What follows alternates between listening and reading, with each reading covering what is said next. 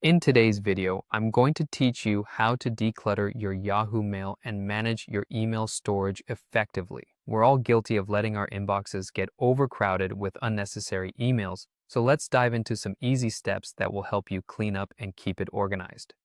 First things first, let's identify those storage hogs. Large emails with hefty attachments often take up the most space in your account. You can sort your emails by size or use the search bar to specifically find these mega-sized emails and take note of the ones you're ready to delete. By focusing on these fat emails, you'll likely free up a significant amount of space right off the bat. Once you've identified these large emails, it's time for some bulk operations. Open a folder like your inbox, spam, or promotions. You'll notice a checkbox at the top of your list. Click this to select all visible emails in that folder. Then simply hit that trash icon to send them on their way.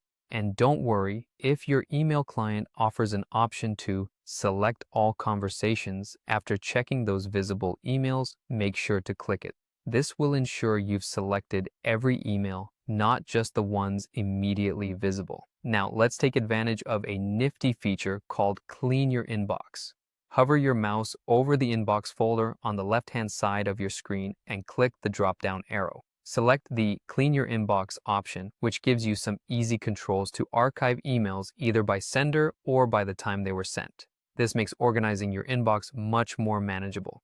Next up, we need to clear out the trash and spam folders. Go into these folders, select all the messages, and click the trash can icon to delete them permanently. You'll usually be prompted to confirm this deletion, and saying yes will help free up even more space. After all, these folders can accumulate plenty of junk.